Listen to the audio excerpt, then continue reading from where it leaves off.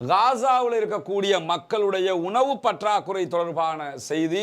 உலகத்திலே பசியோடு வாடுகிற 5 மக்களில் 5 பேரில் 4 பேர் காசாவில் தான் இருக்கிறார்கள்.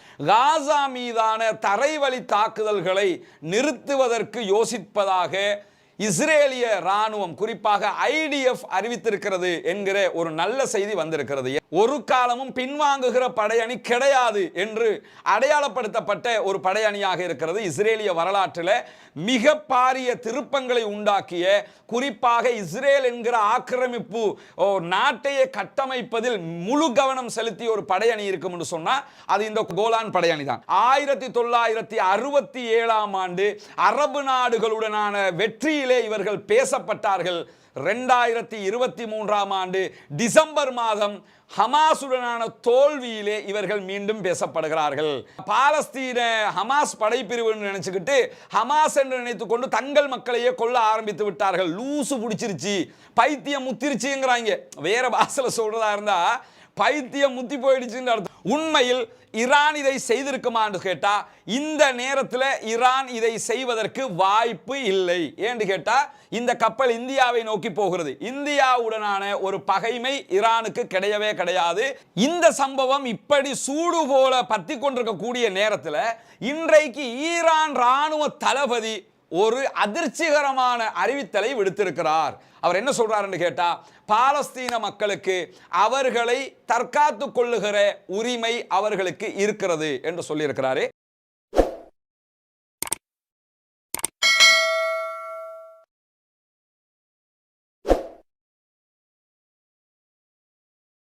அஸ்ஸலாமு அலைக்கும் வரஹ்மத்துல்லாஹி வபரகாத்துஹு. அன்பிற்கினிய சகோதர சகோதரிகளே, தொடர்ந்து 78வது நாளாக இஸ்ரேல் காசா ஸ்ட்ரிப் மீது அநியாய அக்கிரம தாக்குதல்களை தொடர்ந்து கொண்டிருக்கக்கூடிய நேரத்தில் இன்றைக்கு பல முக்கியமான செய்திகள் இது தொடர்பாக வெளியாகி இருக்கிறது. இதிலே பாரிய திருப்பம் ஒன்று ஏற்படுவதற்கான வாய்ப்புகள் இருப்பது தென்படுகிறது. அது தொடர்பான முழுமையான விவரங்களைத்தான் நாம் இன்றைய தினம் பார்க்க இருக்கிறோம். இந்த நிகழ்ச்சியினுடைய இன்றைய நிகழ்ச்சியினுடைய ஆரம்பமாக முதல் விவகாரமாக நாம் தெரிந்து கொள்ள வேண்டிய ஒரு சோகமான விஷயம் என்னவென்று சொன்னால், இன்றைய தினம் ஐநா சபையினுடைய பொதுச் செயலாளர் வெளியிட்டிருக்கக்கூடிய ஒரு செய்தி, குறிப்பாக உலக உணவு திட்டம் வெளியிட்டிருக்கக்கூடிய ஒரு செய்தி என்று பல செய்திகள் காசாவில் இருக்கக்கூடிய மக்கள் தொடர்பாக வெளியாகி இருக்கிறது. அதிலே அதிர்ச்சி தரக்கூடிய சோகமான ஒரு செய்தி என்னன்னு சொன்னா, காசாவில் இருக்கக்கூடிய மக்களுடைய உணவு பற்றாக்குறை தொடர்பான செய்தி.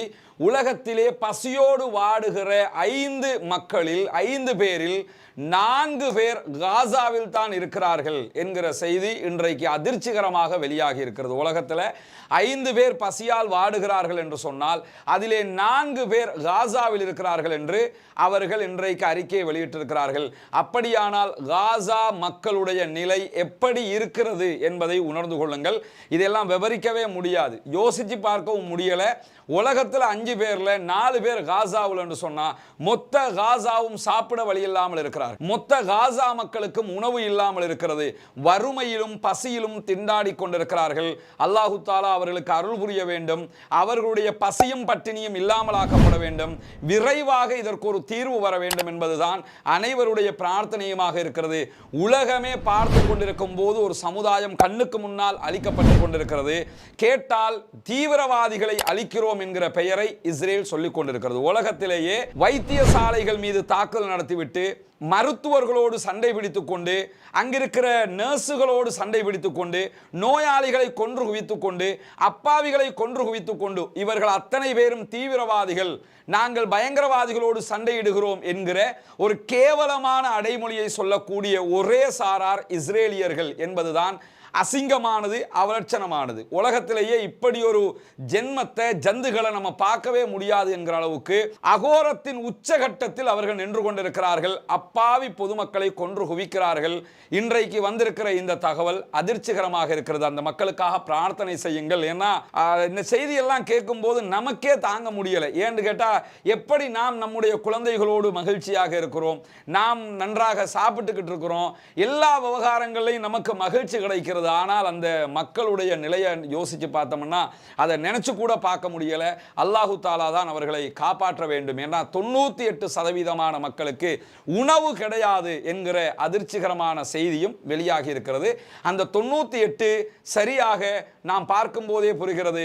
உலகத்தில் 5 பேருக்கு பசி என்றால் அதிலே 4 பேர் உணவு இல்லாமல் இருப்பவர்கள் காசாவுடைய மக்கள் என்கிற செய்தி தான் அந்த அதிர்ச்சிகரமான செய்தி. அதைத் தொடர்ந்து இன்றைக்கு பல முக்கியமான சம்பவங்கள் இந்த காசாவை ஒட்டி உலகத்திலேயே நடந்து கொண்டிருக்கிறது.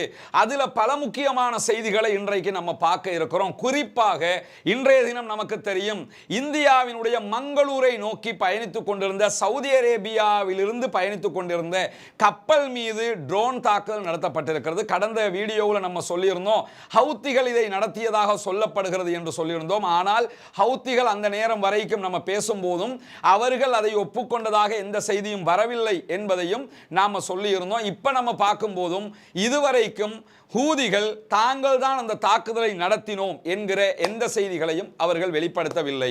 அது இன்றைக்கு என்ன நிலையில் இருக்கிறது, அதை தொடர்ந்து வரக்கூடிய பாலிடிக்ஸ் என்ன என்கிறத பார்க்கறதுக்கு முன்னாடி இன்றைக்கு சற்று முன்னால் ஒரு முக்கியமான, ஒரு விதத்தில் மகிழ்ச்சியை தரக்கூடிய ஒரு செய்தியும் வெளியாகி இருக்கிறது. அது என்ன செய்தி என்று சொன்னா, காசா மீதான தரைவழி தாக்குதல்களை நிறுத்துவதற்கு யோசிப்பதாக இஸ்ரேலிய ராணுவம், குறிப்பாக IDF அறிவித்திருக்கிறது என்கிற ஒரு நல்ல செய்தி வந்திருக்கிறது. ஏன்னா அவங்க நிறுத்துறதுக்கான காரணம் அந்த மக்கள் மேல உள்ள பரிதாபம் இல்லை என்பது நமக்கெல்லாம் தெரியும்.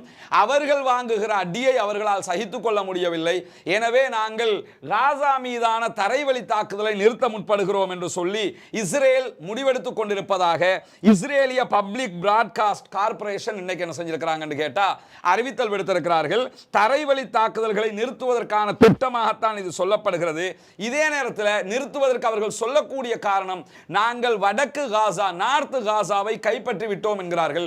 ஒரு வாதத்துக்கு அவங்க வடக்கு காசாவை கைப்பற்றி இருந்தால் கூட இது அதற்குரிய காரணமாக அமையாது. ஏன்னா அவங்க வடக்கு காசாவை கைப்பற்றுவதற்காக உள்ள வந்ததாக சொல்லல, முழு காசாவையும் கைப்பற்றத்தான் உள்ளே வந்திருக்கிறோம், ஹமாஸை அழிக்கத்தான் வந்திருக்கிறோம் என்றார்கள். அவர்கள் சொன்ன இரண்டுமே நடக்கவில்லை. ஹமாஸை அழிக்கவும் இல்லை, காசாவை கைப்பற்றவும் இல்லை. நார்த் பகுதியை நாங்கள் கைப்பற்றி இருக்கிறோம், எனவே நாங்கள் தரைவழி தாக்குதலை நிறுத்தப் போகிறோம் என்கிற நிலைக்கு அவர்கள் வந்திருக்கிறார்கள். ஆனால் இஸ்ரேலுடைய யுத்த ரீதியிலான இயலாமை தான் இதற்கு காரணம் என்கிற விமர்சனங்கள் அவர்கள் மீது தற்போது முன்வைக்கப்பட்டு வருகிறது. இந்த நேரத்தில் இவர்கள் ஏன் வடக்கு காசாவை கைப்பற்றியதாக சொல்லிவிட்டு தரைவழி தாக்குதலிலிருந்து பின்வாங்குகிறார்கள் என்கிற முக்கியமான ஒரு செய்தியை நாம் தெரிந்து கொள்ள வேண்டும். குறிப்பாக நமக்கு தெரியும், கடந்த 2 நாட்களுக்கு முன்பதாக நம்ம பேசிய வீடியோவில் சொல்லியிருந்தோம், கோலான் படையணி மொத்தமாக காசாவை விட்டு வெளியேறுகிறது என்கிற ஒரு செய்தியை நம்ம சொல்லியிருந்தோம். இந்த கோலான் படையணி வெளியேறியது என்பது அவர்கள் என்ன காரணம் சொல்லியிருந்தாலும் கோலான் படையணியினுடைய மொத்த தோல்விதான் அதற்குரிய பின்னணி காரணம் என்று சொல்லி உலகம் முழுவதும் உள்ள அனைத்து மீடியாக்களும் பேசுகிற அளவுக்கு அந்த செய்திகள் மாறி இருக்கிறது. ஏன்னு கேட்டா, இந்த கோலான் படையணி ஒரு காலமும் பின்வாங்குகிற படையணி கிடையாது என்று அடையாளப்படுத்தப்பட்ட ஒரு படையணியாக இருக்கிறது. இஸ்ரேலிய வரலாற்றில் மிக பாரிய திருப்பங்களை உண்டாக்கிய, குறிப்பாக இஸ்ரேல் என்கிற ஆக்கிரமிப்பு நாட்டையே கட்டமைப்பதில் முழு கவனம் செலுத்திய ஒரு படையணி இருக்கும் என்று சொன்னால் அது இந்த கோலான் படையணி தான். இந்த கோலான் படையணி 1967ஆம் ஆண்டு நடந்த 6 அரபு நாடுகளுடனான சண்டையை வெற்றியின் பக்கம் திருப்பி 6 அரபு நாடுகளையே ஓட ஒரு படையணி இருக்கும்னா அது இந்த கோலான் படையணி தான். யோசிச்சு பாருங்க, 6 அரபு நாடுகள் இஸ்ரேலோடு சண்டையிட்டது. அந்த 6 அரபு நாடுகளையும் துரத்தி அடித்து லெபனானின் பல பகுதிகளை கைப்பற்றிக் கொண்டார்கள், பாலஸ்தீனத்தின் பெரும் பகுதிகளை கைப்பற்றிக் கொண்டார்கள், அருகிலே இருக்கிற எகிப்தினுடைய பல பகுதிகளை கைப்பற்றிக் கொண்டார்கள், சிரியாவினுடைய பகுதிகளை கைப்பற்றிக் கொண்டார்கள், ஜோர்தானுடைய பகுதிகளை கைப்பற்றிக் கொண்டார்கள். இப்படி பல நாடுகளுடைய பகுதிகளை அரபு நாடுகள் 6 நாடுகள் சண்டையிட்ட நேரத்தில் இவர்கள் கைப்பற்றிக் கொண்டார்கள். இஸ்ரேல் 1967 6 டேஸ் வார்ல ஜெயித்தார்கள். இதற்கு பின்னணி காரணம் வேறு யாருமல்ல, இந்த கோலான் படையணி. இந்த கோலான் படையணி தான் 1948 முதலாவது நக்பா நேரத்தில் 16 லட்சத்துக்கும் மேற்பட்ட மக்களை வெளியேற்றுவதற்கும் காரணமாக அமைந்தார்கள். அப்படி ஒரு பயங்கரமான இந்த கோலான் படையணி என்ன செய்றாங்கன்னு கேட்டா, இந்த வார கடைசியில நாங்கள் காசாவினுடைய தரைவழி தாக்குதல்களிலிருந்து பின்வாங்குகிறோம் என்று சொல்லி மொத்தமாக வெளியேறினார்கள். இந்த வெளியேற்றம் தான் இன்றைக்கு முக்கியமாக பார்க்கப்படுது. ஏன்னா இவங்க வெளியேறுகிற ஆட்கள் இல்ல, இவங்க நின்னு பிடிக்கிறவங்க.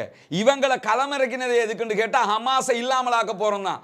ஆனா இவர்கள் ஏன் வெளியேறினார்கள்னா இந்த வெளியேற்றத்திற்கான மிக முக்கியமான காரணமாக சொல்லப்படுகிற விவகாரம் என்னன்னா, கடைசி 2 வாரங்களில் ஹமாஸ் அவர்கள் மீது நடத்திய தாக்குதல் தாங்க முடியாத தாக்குதலாக இருக்கிறது. எனவே இந்த படையணியால் இனிமேலும் தாக்குப்பிடிக்க முடியாது என்று சொல்லித்தான் கோலான் தற்போது வெளியேறி இருக்கிறது. நமக்கு தெரியும், ஒவ்வொரு நாளும் 80 பேர், 100 பேர், 120 பேர், 60 பேர், 70 பேர் என்று சொல்லி சர்ரம் மாறியாக அவர்களுடைய பிணங்களை குவித்தது ஹமாஸ். அந்த காரணத்தினால்தான் அவர்கள் பின்வாங்குகிறார்கள் என்பது முதல் காரணமாக சொல்லப்படுகிறது.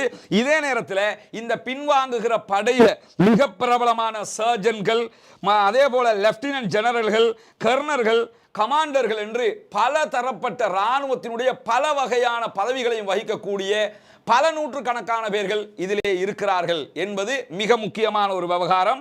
அது மட்டுமல்லாமல் இந்த கோலான் படையணியை பொறுத்தவரையில் 1967ஆம் ஆண்டு அரபு நாடுகளுடனான வெற்றியிலே இவர்கள் பேசப்பட்டார்கள். 2023ஆம் ஆண்டு டிசம்பர் மாதம் ஹமாஸுடனான தோல்வியிலே இவர்கள் மீண்டும் பேசப்படுகிறார்கள். 1967 6 அரபு நாடுகளோடு இணைந்து போரிட்டு தாங்கள் தான் உலகத்தில் மிக முக்கியமான இராணுவ படைப்பிரிவு என்பதை நிரூபித்தது கோலான் படையணி.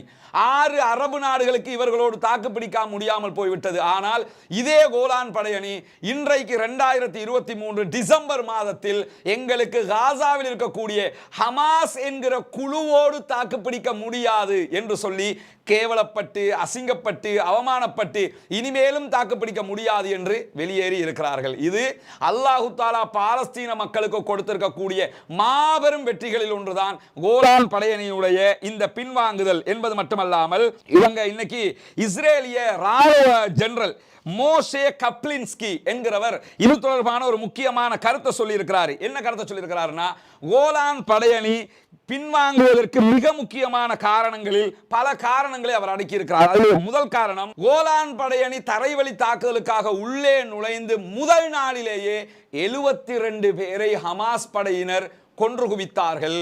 இந்த செய்தி இதுவரைக்கும் இஸ்ரேலால வெளியிடப்பட்ட செய்தி அல்ல. இன்றைக்கு தான் இஸ்ரேலுடைய ராணுவ ஜெனரல் மோசே கப்லின்ஸ்கி இன்றைக்கு இந்த செய்தியை வெளியிட்டிருக்கிறார். முதல் நாளிலேயே 72 பேருக்கு சமாதி கட்டி கபருக்குள்ள அனுப்பி இருக்கிறாங்க ஹமாஸ் படையணி. அது முதல் காரணம்ங்கிறாங்க. வந்த முதல் நாள் அது என்னன்னா, மானசீகமா தோத்துருவாங்க. நாங்க ஜெயிக்க போறோம்னு முதல் நாள் வந்திருக்கிறாங்க.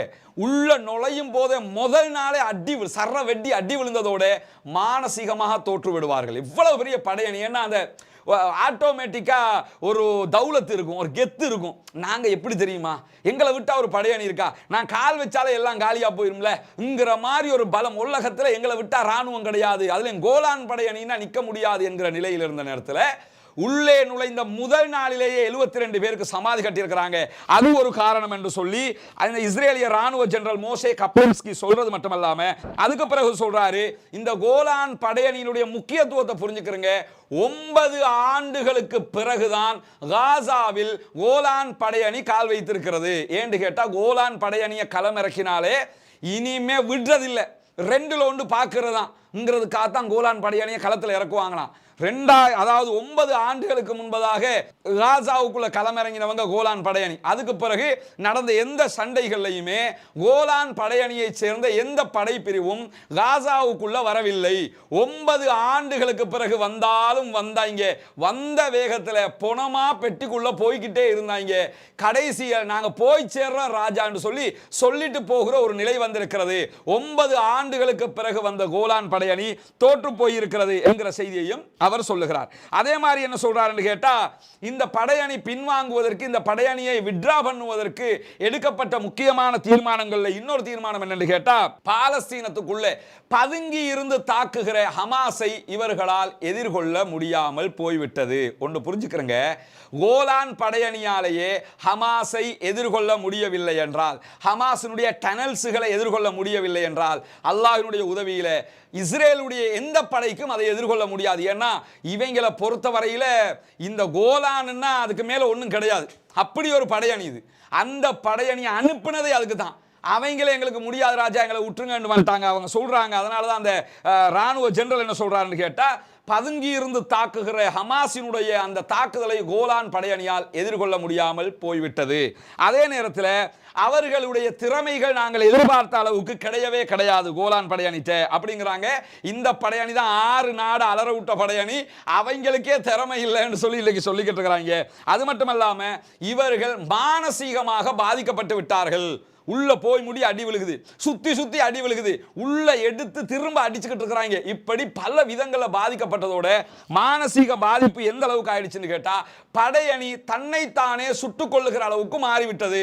பார்த்தமா இல்லையா, உள்ளுக்குள்ளேயே சுட்டுக்கிட்டாங்க. கிட்டத்தட்ட 100 அல்லது 120 பேர் ஆன் தி ஸ்பாட் அவுட்டா போனாங்க. அதாவது அந்த மானசீக தாக்கம் எந்த அளவுக்குன்னு கேட்டா, பாலஸ்தீன ஹமாஸ் படைப்பிரிவுன்னு நினைச்சுக்கிட்டு ஹமாஸ் என்று நினைத்துக் கொண்டு தங்கள் மக்களையே கொல்ல ஆரம்பித்து விட்டார்கள். லூசு பிடிச்சிருச்சு, பைத்தியம் முத்திருச்சுங்கிறாங்க. வேற பாசல சொல்றதா இருந்தா பைத்தியம் முத்தி போயிடுச்சுன்னு அர்த்தம். அப்படி பைத்தியம் முத்தி போனதுனால தங்களுக்குள்ளேயே சுட்டுக்கொள்ள ஆரம்பித்து விட்டார்கள். ராக்கெட்டுகளை தங்களுக்குள்ளே ஏவி கொண்டார்கள். ஏண்டா இந்த தகவல் வெளியே வரவே இல்லையாடா? இன்னைக்கு இந்த ஆள் தான் சொல்றான், ராக்கெட்டையே ஹமாஸுக்கு அடிக்க வேண்டிய ராக்கெட்டை அவங்க ஆக்களுக்கே அடிச்சிருக்கிறாங்க. இதுல நம்ம இதான் சொன்னோம்ல, இவங்கள கதையை கேட்கும் போது தனியா ஒரு தூணை கட்டி நம்ம அடிச்சுக்கிறேன்னு. இந்த ராக்கெட்டு எதிரிக்கு தானே அடிப்பாங்க, அவங்களுக்கே அடிச்சிருக்கிறாங்க பாருங்களேன். ராக்கெட்டை தங்களுக்குள்ளே அடிச்சிருக்கிறாங்க, அவங்களுக்குள்ளே சுட்டுக்கிட்டாங்க. அது மட்டும் இல்லாம என்ன ஆகுதுன்னு கேட்டா, அந்த அதாவது மெர்காவால நடத்தப்படுகிற தாக்குதல்கள் கூட சில நேரங்களில் தங்களுடைய ராணுவத்துக்குள்ளே நடத்திக்கிட்டாங்க. என்ன இப்படி நடக்கும், யுத்தம் நடந்துகிட்டு இருக்கும் போது தளபதி சொல்லுவாப்ல, அங்க இருக்கிறாங்க போய் கொண்டுட்டு வா அப்படின்னு சொல்லியிருப்பாப்ல. இப்பெல்லாம் நடக்கலாம்ல. போகும்போது என்னன்னா, இவனுக்கு நம்ம போனா நம்மளை கொண்டுருவாங்களேங்கிற எண்ணத்துல போயிருப்பான். ஒரு வழியும் இல்லை, திரும்பி நின்று இந்த அடுத்த பக்கம் அடி என்று சொல்லிட்டு இவன் தானே நமக்கு ஆர்டர் பண்றான், அவனுக்கு அடிப்போம் என்று சொல்லி வச்சு வெளுத்திருப்பாங்க. ஏன்னா 105 தளபதிகள், கோலான் படையணியினுடைய 105 கால அதாவது பெட்டாலியன்ஸ் தளபதிகள் கொல்லப்பட்டிருக்கிறார்கள் என்கிற செய்தியையும் நம்ம ஏற்கனவே சொல்லி இருக்கிறோம். இந்த கோலான் படையணி வாங்கி அடிய பாருங்க, வித்ட்ரா பண்ணும்போது அவ்வளவு சிரிச்சு சந்தோஷமா ஓடி போனாங்க. எதுக்குன்னு கேட்டா, போதும்டா என் பொண்டாட்டி பிள்ளைகளோட போய் நான் இருந்துக்கிறேன் என்று சொல்லிட்டு வெளியேறாங்க. இதெல்லாம் அவர்கள் பின்வாங்கப்படுவதற்கான காரணங்கள் என்று சொல்லி இந்த ராணுவ ஜெனரல் என்ன செய்யறாருன்னு கேட்டா சொல்றாரு. சொல்றது மட்டுமல்லாம என்ன சொல்றாருன்னு கேட்டா, அவர்கள் குறிப்பாக டிசம்பர் 12ஆம் தேதி ஹமாஸ் சுதந்திர போராளிகள் ஒரே இடத்துல பதவி இருந்து அவர்கள் மீது நடத்திய தாக்குதல்கள்ல மிக பயங்கரமான தாக்குதலாக அது அமைந்து விட்டது. பல பேர் கொல்லப்பட்டிருக்கிறார்கள். இதுல இந்த வார் கேபினட் ஒரு முடிவு எடுத்திருக்கிறாங்க இஸ்ரேலுடைய.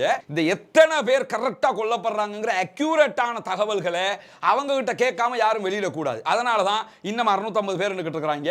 ஏன்னு கேட்டா வெளியிட கூடாதுன்னு இந்த கடைசியாக இது டிசம்பர் 12ஆம் தேதி ஹமாஸ் ஒரு பதுங்கி இருந்த ஒரு பாரிய தாக்குதல் நடத்தி இருக்கிறாங்க.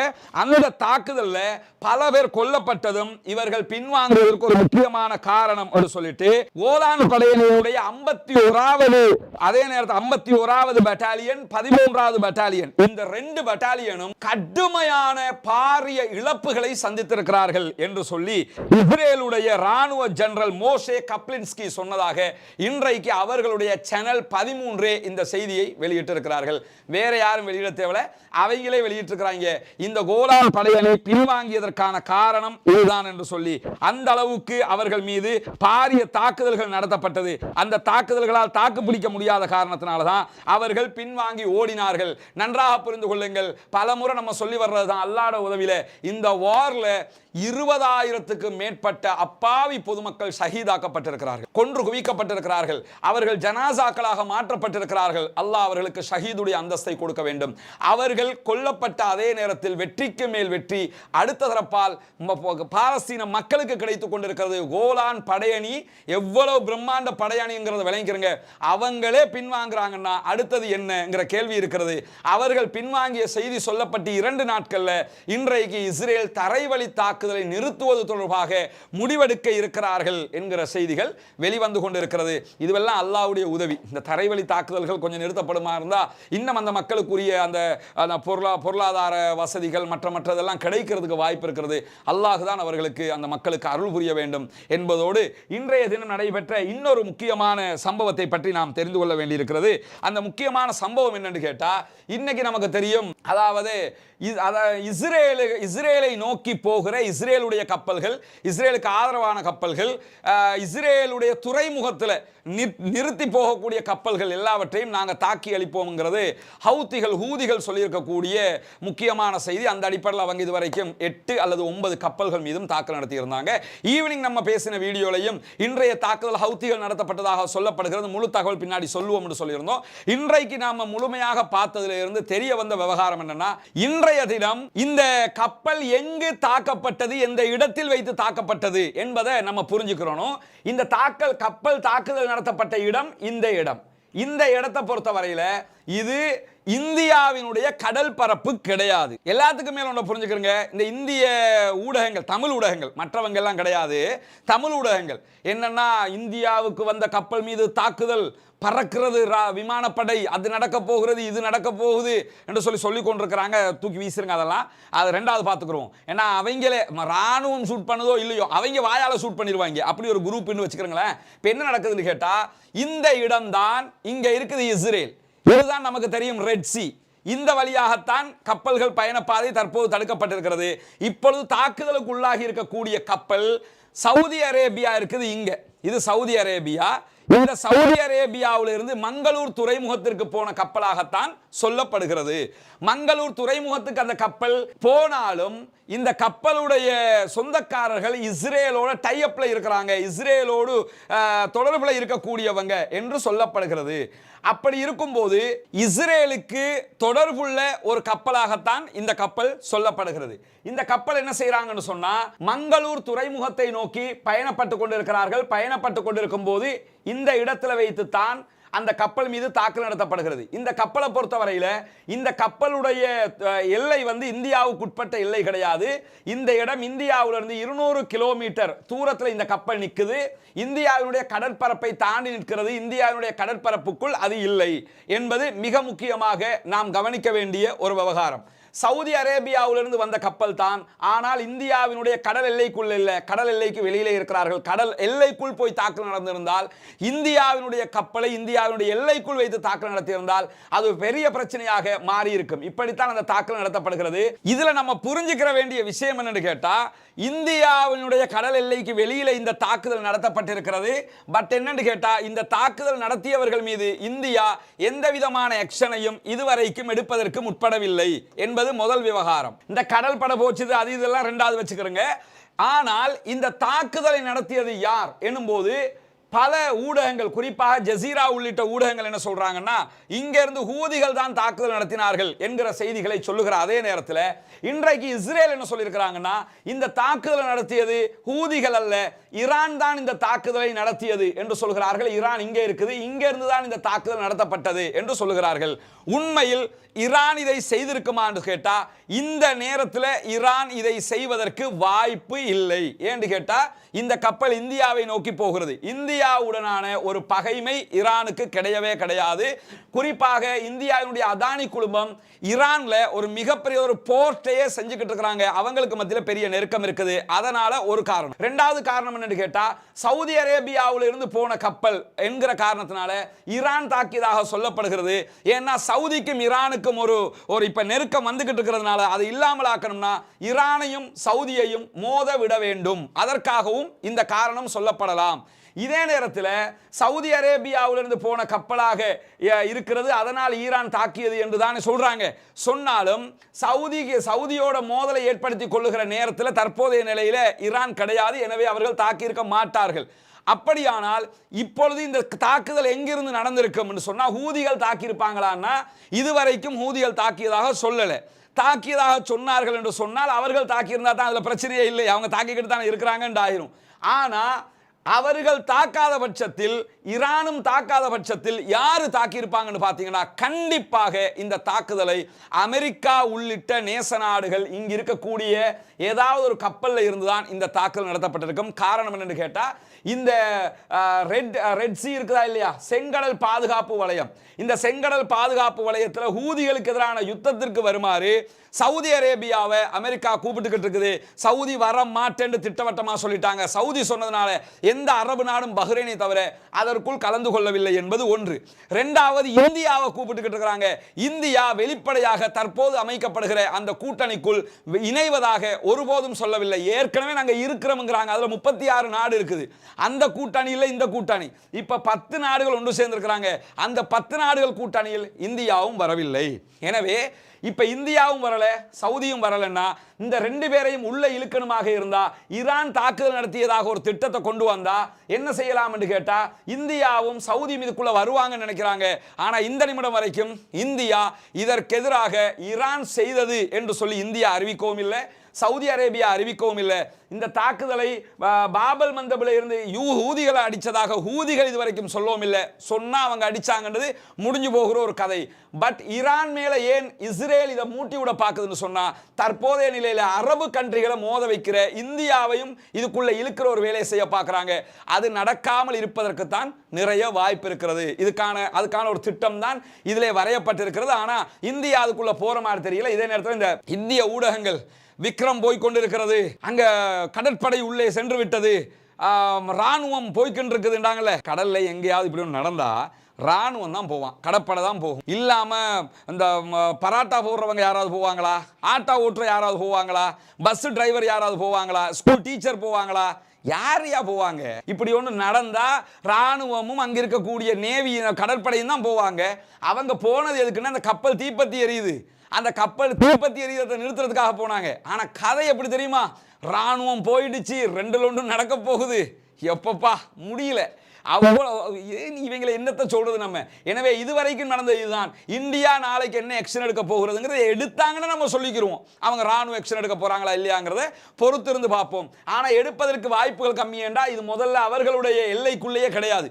அவங்களுடைய எல்லையை விட்டு 200 கிலோமீட்டர் தூரத்தில் இது இந்த சம்பவம் நடந்திருக்கிறது என்பதும் ஒரு முக்கியமான விவகாரமாக இருக்கிறது. இந்த சம்பவம் இப்படி சூடு போல பத்தி கொண்டிருக்கக்கூடிய நேரத்தில் இன்றைக்கு ஈரான் ராணுவ தளபதி ஒரு அதிர்ச்சிகரமான அறிவித்தலை விடுத்திருக்கிறார். அந்த அதிர்ச்சிகரமான அறிவித்தல் என்னன்னு கேட்டா, நாங்கள் மத்திய தரைக்கடலை மூட வேண்டி வரும் அப்படிங்கிறாரு. இந்த மத்திய தரைக்கடலை மூடுறதுண்டா என்ன என்பது எங்களுக்கு தெரியல என்று சொல்லி ஊடகங்கள் கைவிரிக்கிறார்கள். அவங்க எதை அடிப்படையாக கொண்டு சொல்றாங்கன்னு நமக்கு தெரியலங்கிறாங்க. ஏன்னு கேட்டா மத்திய தரைக்கடல் எங்க இருக்கிறதுங்கிறத வச்சு தான் நாம இதை அவங்க எதுக்காக இதை சொல்றாங்கிறத அணுக முடிகிறது. எதுக்காக அவங்க சொல்றாங்கன்னு பாத்தீங்கன்னு சொன்னா இந்த இடத்துல சர்ச்சை எங்கன்னு சொன்னா ஈரான் இருக்கிறது இங்க, இதுதான் ஈரான். இங்க இருக்குது யமன். இப்ப இந்த பிரச்சனைக்குரிய இடங்கள் எல்லாம் இது சவுதி அரேபியா. இதே நேரத்தில் இஸ்ரேல் இங்கே இருக்கிறது, காசா ஸ்ட்ரிப் இங்கே இருக்குது, இது கெய்ரோ இங்கே இருக்கிறது. இப்படிதான் சுத்தி சுத்தி இருக்கக்கூடிய ஏரியா. இதுதான் இந்த ரெட் சி, நமக்கு தெரிஞ்ச ரெட் சி தான் இருக்குது. இந்த இடத்துல தான் கப்பல்களை வர விடாம இங்க தான் இந்த இடத்துல யமன்ல பார்டர்ல நின்றுகிட்டு பாபல் மந்தப்ல அடிச்சுக்கிட்டு இருக்காங்க. இப்ப அமெரிக்காவினுடைய கப்பலும் இங்குதான் நிற்கிறது. அப்படி இருக்கும்போது ஈரானுக்குரிய மிகப்பெரிய கடல் பரப்பு எதுன்னு கேட்டா இந்த பெர்ஷியன் பாரசீக வளைகுடா.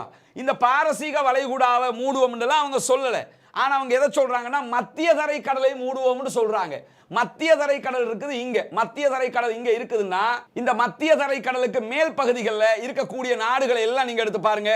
மத்திய தரைக்கடலுக்கு மேலதான் எல்லா பெரும்பாலான நாடுகள், Italy, Romania, Austria, Ukraine, Germany, இந்த பக்கம் கசகஸ்தான், அந்த கஸ்தான், இந்த கஸ்தான் எல்லாம் இருக்குது. எல்லாமே ருஷ்யா எல்லாமே இருக்குது இந்த பக்கம். இங்க எடுத்துக்கிட்டோம்னு சொன்னா இந்த பக்கம் தான் யுஎஸ்ஏ எல்லாம் இருக்கிறது. இங்க யுனைடெட் ஸ்டேட் இங்க இருக்குது, கனடா இங்க இருக்குது. அப்படி இருக்கும்போது இவங்க சொல்லுகிற பகுதி எங்க இருக்குதுன்னு கேட்டா இந்த பகுதி அல்ல, ஈரான் இங்க இருக்குது. இவங்க சொல்லுகிற மத்திய தரை கடல் இந்த இடத்துல இருக்குது. இந்த மத்திய தரை கடலை மூடுவோம்ங்கறாங்க. அது எந்த அடிப்படையில் சொல்றாங்க? சில நேரம் இங்க இருந்து வருகிற கப்பல்களை வர விடாம, இங்க இருந்தும் வர விடாம, ஏற்கனவே இந்த இடத்துல ஹிஸ்புல்லாக்கள் அவர்களுக்கு ஆதரவாக இருக்கிற மாதிரி, இந்த இடத்துல யமனிகள் ஆதரவாக இருக்கிற மாதிரி, இந்த ஏரியாவில் யாரும் இருக்கிறாங்களா என்கிற ஒரு கேள்வி இருக்கிறது. அப்படியே இல்லாவிட்டாலும் என்ன நடக்க வாய்ப்பு இருக்கலாம் என்று சொன்னால், அவர்கள் சொன்ன மாதிரி நடக்குமாக இருந்தா என்னன்னா ஒரே ஒரு காரியம் நடத்தப்படலாம். இங்க இந்த ஏரியாவுக்குள்ள தான் ஹிஸ்புல்லாக்கள் இருக்கிறாங்க. எனவே ஹிஸ்புல்லாக்கள் என்ன செய்யலாம் என்று கேட்டா, இங்க இந்த மத்திய தரை கடல்ல வந்து ஏதாவது தாக்குதல்கள் நடத்துவதற்கு, கப்பல்களை வரவிடாமல் செய்வதற்கு வாய்ப்பு இருக்கிறது. அல்லது லிபியாவிலிருந்து ஏதாவது நடக்க போகிறதாங்கிறத பொறுத்திருந்து பார்க்கணும். எல்லாத்துக்கும் மேல் இந்த பக்கம் மொரோக்கோ இருக்குது. மொரோக்கோவிலையும் இது போன்ற குழுக்கள் இருக்கிற காரணத்தினால அதுல ஏதாவது நடக்க போகுதா என்பதும் தெரியவில்லை. பொறுத்திருந்து தான் பார்க்கணும். ஆனா இன்றைக்கு ஈரானுடைய ராணுவ தளபதி எப்படி இந்த மத்திய தரைக்கடலை மூடுவோம் என்று சொல்றாருங்கிறது தெரியல என்று சொல்லி ஊடகங்களே சொல்லிக் கொண்டிருக்கிறார்கள். பொறுத்திருந்து பார்ப்போம் ஈரான் ஏன் இதை சொல்கிறது என்பதை. அப்படி பார்க்கும்போது அதனுடைய விவகாரங்கள் தெரிய வருவதற்கு வாய்ப்பு இருக்கிறது. இதே நேரத்தில் இன்றைக்கு ஐடிஎஃப் இஸ்ரேலுடைய டிஃபென்ஸ் ஃபோர்ஸஸ் என்ன செஞ்சிருக்கிறாங்கன்னா, ஒரு முக்கியமான நபரை நாங்கள் கொன்றிருக்கிறோம் என்று சொல்லியிருக்கிறார்கள். ஹமாஸுக்கு ஆயுதத்தை கொண்டு வரக்கூடிய, பல நாடுகளிலிருந்தும் ஆயுத உதவிகளை பெற்றுக் கொடுக்கக்கூடிய ஹசன் அல் அத்ராஸ் என்கிறவரை நாங்கள் கொன்றுவிட்டோம் என்கிற செய்தியை இன்றைக்கு இஸ்ரேல் சொல்லியிருக்கிறாங்க. அதற்குரிய ஒரு வீடியோவையும் அவங்க சேட்டலைட் வீடியோவை காட்டியிருக்கிறாங்க. அது ஒரு ஏர்ஸ்ட்ரிக் கொண்டு தான் பட்டிருக்கு, அதாவது வான்வழி தாக்குதல் கொண்டு தான் அவங்க நடத்தியிருக்கிறாங்க. அந்த தாக்குதலையும் அவர்கள் அதற்குரிய வீடியோ ஃபுட்டேஜ்னு சொல்லி ஒன்று போட்டுக்கிறாங்க. ஆனால் அவங்க காட்டுகிற வெஹிக்கிளுக்குள்ள சொல்லுகிற இந்த ஹசன் என்கிற நபர் போனாரா இல்லையா என்பது இதுவரைக்கும் தெரியவில்லை. ஹசன் அல் அத்ராஸ் என்கிற இந்த நபர் தான் ஹமாஸுக்கு ஆயுத உதவி செய்கிறவரா என்பதும் உறுதியான ஒன்று அல்ல. எல்லாத்துக்கும் மேலாக இப்படி ஒரு சூடான ஒரு சம்பவம் நாடே பற்றி அறிந்து கொண்டிருக்கும் போது காசாவுக்குள்ள அசால்ட்டாக இவர்தான் அந்த நபராக இருந்தால், இவ்வளவு முக்கியமான ஒரு நபர், அப்படி போவதற்கும் வாய்ப்பு கிடையாது என்பதை நம்ம ஊகிக்க முடியுது. எது எப்படி போனாலும் இதற்கு இதுவரைக்கும் ஹமாஸ் பதிலளிக்கவில்லை.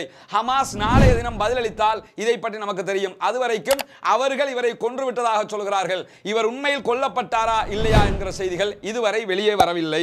அதே போல இன்றைக்கு கஸ்ஸாம் பிரிகேட் உள்ளிட்ட அத்தனை பேரும் நடத்திய பல தாக்குதல்களுடைய பட்டியல்கள் வெளியாகி இருக்கிறது. குறிப்பாக கான் யூனிஸுக்கு கிழக்கே இருக்கக்கூடிய கஸ்ஸாமுடைய சுரங்கப்பாதைகளுடைய ஒரு சுரங்கப்பாதை வாசல்ட்ட நடந்த ஒரு சம்பவத்தை சொல்லியிருக்கிறாங்க.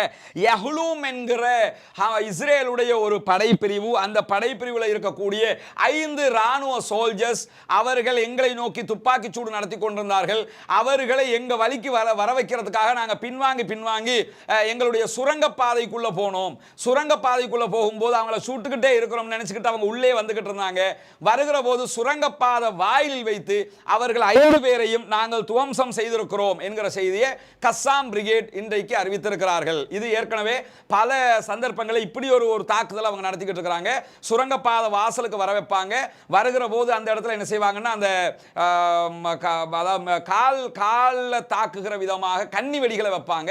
கன்னி வெடிகள் மூலமாக இவர்கள் கொல்லப்படுகிற ஒரு யுக்தியை கஸ்ஸாம் செய்து வர்றாங்கிறத தொடர்ச்சியாக நம்ம பார்க்க முடியுது. அந்த விதத்தில் 5 பேர் கொல்லப்பட்டிருக்கிறார்கள், 5 பேரும் காலியாகி இருக்கிறாங்க என்கிற செய்தி வந்திருக்கு. அதே போல மத்திய காசா பகுதிகளில் இருக்கக்கூடிய ஜூரல் டிக் என்கிற பகுதிகளில் நடந்த சண்டையில் இஸ்ரேலிய ராணுவத்தை சேர்ந்த 3 பேரை கொண்டிருக்கிறோம் அப்படின்னு சொல்லி ஒரு செய்தியை சொல்லியிருக்கிறாங்க.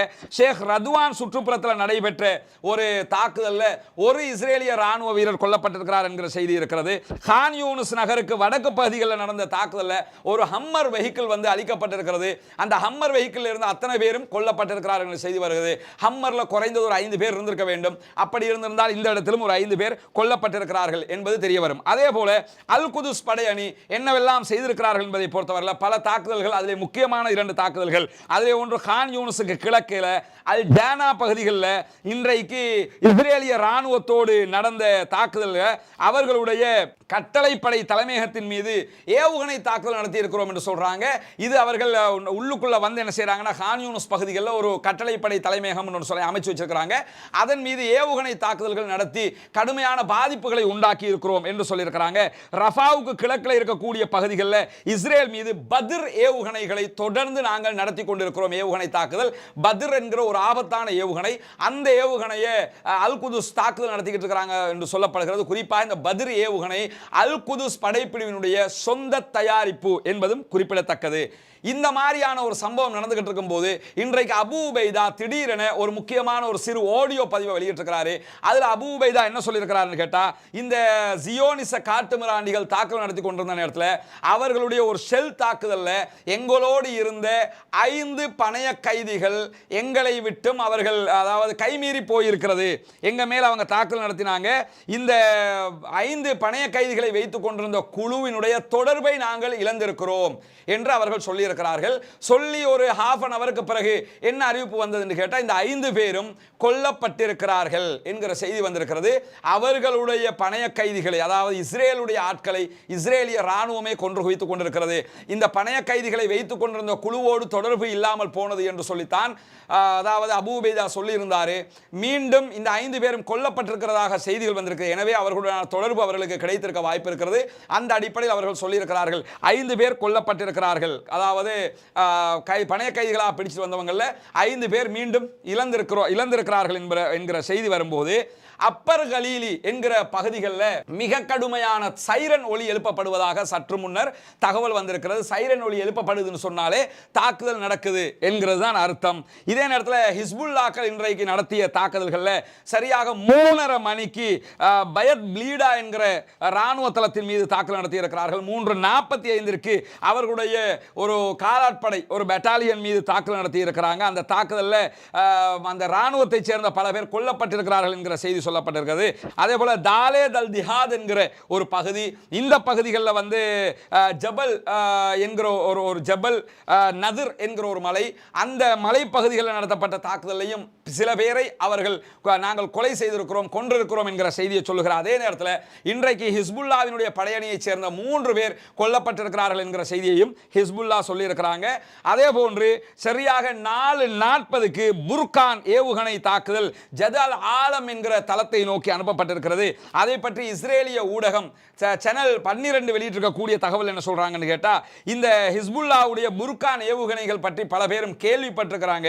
ஆனா இன்னைக்கு ஜதல் ஆலம் மீது நடத்தப்பட்ட தாக்குதலையும் மேற்கு பகுதிகளில் இருக்கக்கூடிய கலீலி மீது அவர்கள் நடத்திய தாக்குதலையும் இந்த புர்கான் ஏவுகணை எவ்வளவு ஆபத்தானது என்பதை இஸ்ரேலிய மக்கள் புரிந்திருப்பார்கள் என்கிற செய்தி அவர்களே சொல்லியிருக்கிறாங்க. எனவே இது ஒரு ஆபத்தான ஒரு ஆயுதம் என்கிற காரணத்தினாலையும் அதனால் பல விளைவுகள் ஏற்பட்டிருக்கிறது என்பதையும் இதன் மூலம் நாம் தெரிந்து கொள்ள முடியும் என்பதோடு இன்றைய தினம் அல் அக்ஸா சேனல் மேல ஏவுகணை தாக்குதல் நடத்தி இருக்கிறார். அல் அக்ஸா சேட்டலைட் சேனல், அந்த சேனலும் அங்க இருக்கக்கூடிய செய்திகளை மக்களுக்கு மிக துல்லியமாக கொண்டு வரக்கூடிய ஒரு சேனலாக இருந்தது. அந்த சேனல் மேலையும் இன்றைக்கு இஸ்ரேலிய தாக்குதல் நடத்தப்பட்டிருக்கு. ஏன்னா அவங்க ஊடகங்கள் கொடுக்கிற செய்திகளால திக்கு திணறி கேவலப்பட்டு அசிங்கப்பட்டு இருக்கிறாங்க. எனவேதான் அந்த அசிங்கத்தை தடுக்கும் விதமாக என்ன செஞ்சிருக்கிறாங்க என்று கேட்டா, எப்படியாவது இந்த அதாவது ராணுவத்தோ ஹமாஸ் மேல தாக்குதல் நடத்துகிறோம் என்கிற பெயர்ல பொதுமக்கள் மேல தாக்குதல் நடத்துற மாதிரி ஊடகங்கள் மேலேயும் தாக்குதல் நடத்திக்கிட்டு இருக்கிறாங்க. குறிப்பாக இன்றைக்கு அல் அக்ஸா தொலைக்காட்சி மீது அவர்கள் தாக்குதல் நடத்தி இருக்கிறார்கள் என்கிற செய்தி வெளியாகி இருக்கக்கூடிய நேரத்தில் இன்றைக்கு பல தாக்குதல்களை அல் குதுஸ் படையணி நடத்தி கொண்டிருக்கிறது. அந்த தாக்குதல்கள் அல் குதுஸ் இஸ்ரேல் மீது நடத்தக்கூடிய ஏவுகணை தாக்குதல்களை பாருங்க. இதெல்லாம் வந்து இது பத்ர் என்று சொன்னமா இல்லையா, அந்த பத்ர் ஏவுகணை மூலமாக நடத்தப்படக்கூடிய தாக்குதல். அதாவது புர்கான் மாதிரி மிகவும் பலம் வாய்ந்த ஒரு ஏவுகணை, சுமார் 300 கிலோ வெடிமருந்துகளை சுமந்து செல்லும் என்று சொல்லப்படுகிறது. அப்படியான ஒரு ஏவுகணை, அது அல் குதுஸினுடைய சொந்த தயாரிப்பு என்று வேற சொல்றாங்க. அந்த மாதிரியான ஏவுகணையை கொண்டுதான் இந்த தாக்குதல் நடத்தப்பட்டிருக்கிறது என்கிற செய்தியையும் இன்றைக்கு சராயா அல் குதுஸ் வெளியிட்டிருக்கிறாங்க. இந்த அவங்க தாக்குதல் நடத்தக்கூடிய அந்த ஏவுகணை தாக்குதல்களுடைய வீடியோக்கள் எல்லாம் வெளியிடப்பட்டிருக்கிறது. தாராளமான தாக்குதல்களை அவர்களும் நடத்தி கொண்டிருக்கிறார்கள். இன்றைய நிகழ்ச்சியினுடைய இறுதியாக, இதுக்கு பிறகு வரக்கூடிய செய்திகளை நாளைக்கு நம்ம பார்க்க இருக்கிறோம். இறுதியாக நம்ம பார்க்க இருக்கிற ஒரு முக்கியமான செய்தி, இவர் ஈரானுடைய ஜனாதிபதி Ebrahim Raisi. Palestinians have right to defend themselves. அவர் என்ன சொல்றாருன்னு கேட்டா, பாலஸ்தீன மக்களுக்கு அவர்களை தற்காத்துக் கொள்ளுகிற உரிமை அவர்களுக்கு இருக்கிறது என்று சொல்லியிருக்கிறாரு. இத்தனை நாட்கள் நம்ம இது சம்பந்தமாக கிட்டத்தட்ட 78வது நாளாக பேசிக்கிட்டு இருக்கிறோம். இப்படியான ஒரு வார்த்தை என்னன்னா, அமெரிக்கா, ரஷ்யா, பிரித்தானியா என்று, ரஷ்யா கிடையாது, அமெரிக்கா, பிரித்தானியா உள்ளிட்ட மேற்கு நாடுகள் எல்லாமே என்ன சொல்லி கொண்டிருந்தாங்கன்னா, இஸ்ரேலுக்கு தங்களை தற்காத்துக் கொள்ளுகிற உரிமை இருக்கிறது என்று பல இடங்களில் பேசி வந்தாங்க.